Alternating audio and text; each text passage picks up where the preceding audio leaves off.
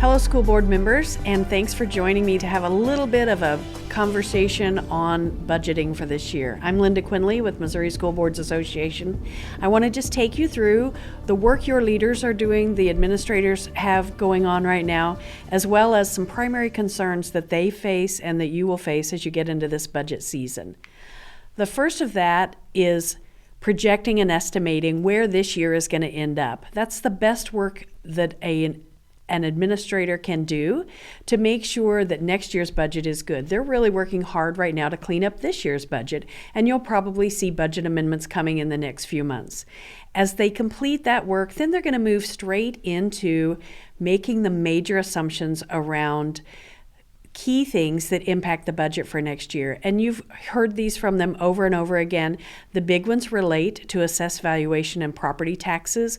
Will your AV go up or down next year? It is a non-reassessment year, so we're seeing some flat lines in assessed valuation, which automatically means limited new revenue from property taxes, a major concern for us. Also, what's happening with enrollment? We continue to see enrollment and attendance not recover from the post-COVID era, and so that is a problem. If you're graduating a big class of seniors and bringing in a small group of kindergartners, your enrollment just naturally goes down. Those are a couple of the big major pieces that they're working on to make sure they get revenues well established. But the impact of Senate Bill 190 and Senate Bill 3, should it pass in your community and stay on the books, still a wide unknown for us, everyone across the state.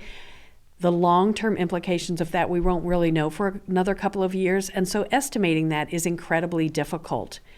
Then the next step after they figure out those big revenue pieces is what about these high costs that we're continuing to see, particularly in the area of property insurance and liability insurance, as well as utilities, some of those things that have just been rising and rising.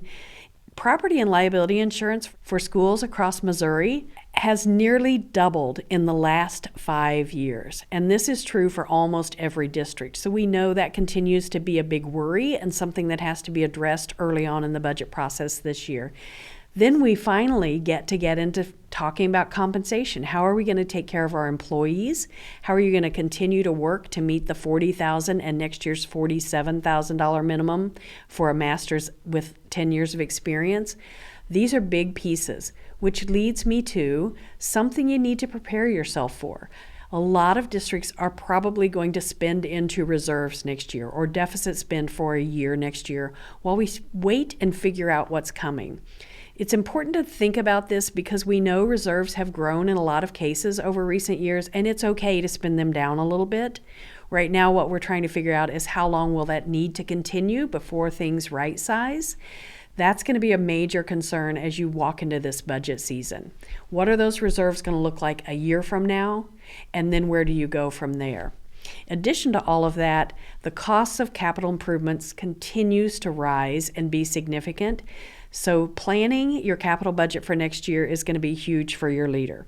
Those are the things they're working on, the worries they are having right now, and what you're going to see your administration bring to you in the next few months in the way of budget planning. I wanted to talk to you really specifically today about what's happening related to funding at the state level and the local level, particularly thinking long term. We mentioned those local impacts going forward, those bills that have happened, new legislation this year. We don't know how that's going to come out. April elections, whether your levies pass or don't pass, we're seeing several Prop C elections, some debt service transfer elections out there. So good luck on those. I hope those have all passed maybe by the time you see this video. But also we're seeing Prop C decline. At the state level, the state adequacy target is declining, classroom trust fund is declining, and the federal allocations, remember last year they were late. In addition to being late, they were also stagnant. And what that means for us is if you've been paying 10 teachers on title in recent years, and you don't get an increase in that title funding, then the cost of their step on the salary schedule, the cost of their improvement for insurance, title's not covering it any longer because it's the same money you had last year, but the teacher costs more than they did before. So those dollars now have to be picked up locally. But let's take a peek at the state, because that's where the real challenge is right now. I've given you some history there on the 3 primary categories. I won't read those numbers to you across the top, but look forward down to the 25-26. Originally, for the state adequacy target this year, which is abbreviated there as SAT, again, we love our acronyms, the budget this year that the state produced said we were going to get $7,145 was going to be the state adequacy target per WADA. Now they're saying that's only going to be $69.64. So we are almost $200 short this year, about $180 short this year of what they told us last spring when budgets were established. Already, we have heard from DESE to expect that $69.64 to drop to $67.42 next year. That's another $220. So we are consistently seeing that number decline. The good news on the back end of that is that we're also changing the count of kids that are going into that. That's actually what's causing this decline. So now that we're phasing in membership and attendance, each of us will have a little higher count of student next year, but it may not, probably will not offset the decline in this dollar amount. We are anticipating negative revenues from the state. Additionally, none of the budgets that have passed so far have had transportation in them, so we expect declines there. Now, when we move over to Classroom Trust, same thing. They told us $576 when we started the year. It's now at $505, with maybe the opportunity to reach the original budget. We'll determine that as we get through the year. But gaming revenues are down significantly in Missouri, and that's where this money comes from. Again, they've told us expect something lower next year.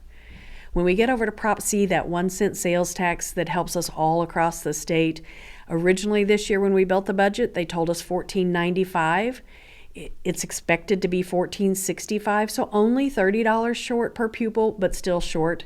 Next year's number goes down to $14.18. Again, all of these are impacted by the fact that we're now using membership and attendance numbers for students. But still, we see those dollar amounts go below what was projected when we were doing the budget work. So the moral to the story here is we're going to perhaps and probably have negative revenues from the state next year. Less revenue next year than we have this year. That makes it very difficult to talk long-term about improvement in salary schedules and additions that you might have that you need in your district for your budget. So as you head into the budget season with your administration, ask your questions early, seek to understand the impact for your district of the things I've talked about today and the other important things your administration has to share with you. And remember to think long-term when you're approving this year's budget so that the board that follows you in 3 to 5 years doesn't have the difficult decisions that you're facing now. Thank you.